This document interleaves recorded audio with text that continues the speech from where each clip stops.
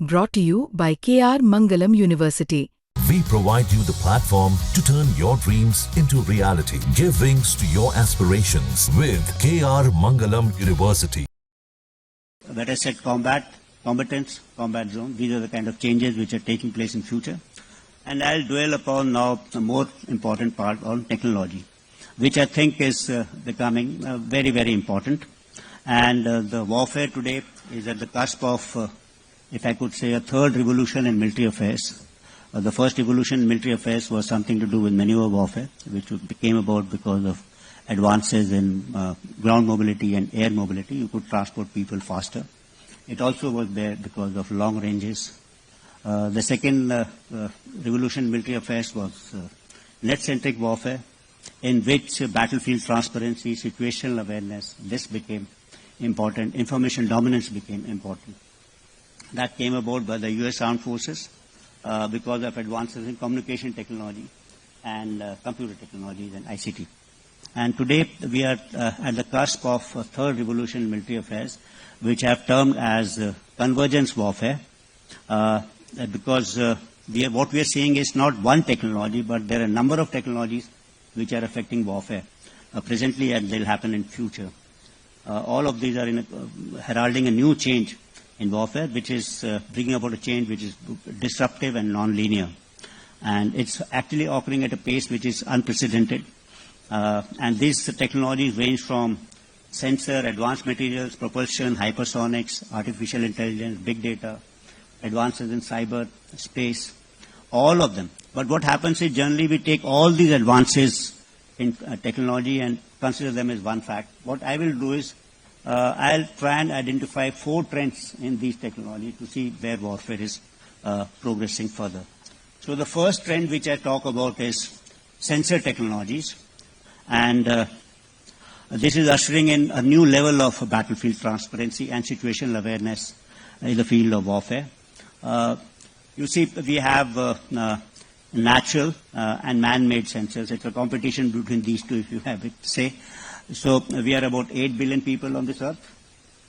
So we have 16 billion eyes, actually, as sensors. We're seeing each other. Today we have maybe having more than 8 billion artificial ISR sensors operating. All of us having a mobile phone, which has got a camera, you've got a laptop, iPad, etc., which has got a sensor. There are a large number of cameras over here. There are sensors of this room, which are capturing those images. You go outside on this road, there are a number of sensors over here. There are sensors deployed in air, there are sensors deployed in space, there are sensors deployed undersea, there are sensors deployed in. So it's not only the range of sensors, but the deployment of sensors is much more than what natural way you can do it. It's also the type of sensor. We only had, say, 5 senses, that is touch, hearing, smell, vision, and taste. That's all. But today the kind of sensors we have is seismic, chemical, biological, optical, SAR, infrared, ELINT, AIS, acoustics, ultrasonic, magnetic, electromagnetic, quantum, atomic, radio frequency. So we have overtaken nature, actually, in numbers, quality, deployment, all everywhere. What is this going to lead us to? This is going to lead us to absolute transparency. So today, there cannot be anything like surprise in battlefield. It's everything is open.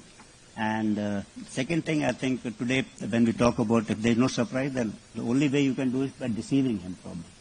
You'll have to think of different kind of techniques in warfare. The second trend, I think, is related to speed, velocity. I call it celerity. And this segment is driven by advances in hypersonics, whether it is guide or cruise. We saw that BrahMos missile at 2.8 Mach. You can have today missiles at 10, 7, 8 Mach flying. We also have fractional orbital systems. Along with this, what's happening is stealth technologies are coming in, so it becomes very difficult to detect. In any case, you start having drones, which are very, very small, and you can have drones in swarms. So there are no radar systems which are actually made to track large aircrafts moving at a reasonable speed of 1 or 2 Mach. Then you have one hand hypersonic weapons which are following different kind of trajectories, and on the other hand you have drones which are as small as this. And this also means there are no radars which can actually track it, and then you can move it in swarms, etc. So what's happening is all this in combination, lower radar signatures, high speeds, and intelligent routing, etc., are making these kind of threats invisible, inaudible, undetectable, and hence untargetable. So you're kind of vulnerable everywhere. So on one end, we can see the range of this action. So what you're introducing is kind of non-linearity in ultimate form of non-linearity. You can have a contact battle at 1 or 2 kilometers, and then you can have a battle which is being fought at 300 kilometers or 250 kilometers. So that's the kind of unlinearity, and with impunity you can do it, because it's very difficult for the opposition to actually devise a system to guard against it or to hit against it, unless he's synchronized his systems in a very, very effective kind of manner. So it's like I said, ultimate non-linearity and expansion of battle space. So it will also probably, maybe we'll have to think of large platforms like large ships, tanks, etc., because these become very vulnerable. And your planning and preparation, coordination for such kind of a defensive acts will also require a lot of thought in future. We may have to require a layered kind of a resilient defenses in depth to ward against these kind of threats.